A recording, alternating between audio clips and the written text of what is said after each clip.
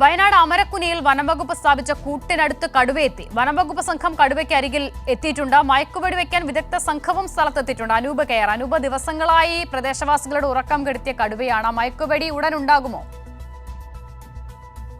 മയക്കുവെടി വെക്കാനുള്ള ശ്രമം അല്ല. ഇപ്പോൾ മയക്കുവെടി സംഘം ഈ കൂട്ടിന് അരികിലുണ്ട്. ഈ സ്ഥലത്ത് നിശ്ചിത സ്ഥലത്തുണ്ട്. പക്ഷേ കൂട്ടിലേക്ക് കടുവ കയറാനാണ് ശ്രമിക്കുന്നത്, അല്ലെങ്കിൽ ആ വിധത്തിൽ കൂട്ടിലേക്ക് കയറ്റാനാണ് ശ്രമിക്കുന്നത്. പ്രത്യേകിച്ച് ആ കടുവയുടെ ഒരു സഞ്ചാരപഥം നിരീക്ഷിച്ചു വരുമ്പോൾ ആ ഭാഗത്തേക്ക്, കൂട്ടിരിക്കുന്ന ഭാഗത്തേക്ക് കടുവ എത്തിക്കൊണ്ടിരിക്കുന്നതായാണ് തെർമൽ ഡ്രോൺ ഉപയോഗിച്ചുള്ള പരിശോധനയിൽ ഏതായാലും ഇപ്പോൾ മനസ്സിലായിരിക്കുന്നത്.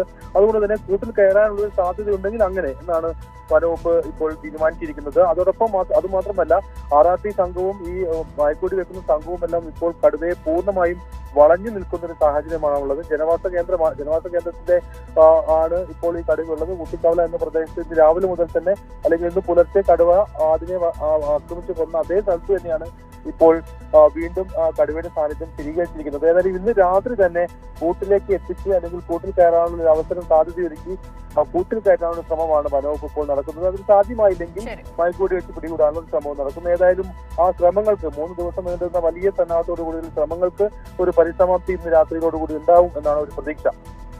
ശരി, അനൂപ് കെയറാണ് വിവരങ്ങൾ നൽകിയത്. വനം വകുപ്പിന്റെ നിരീക്ഷണത്തിലാണ് നിലവിൽ കടുവ.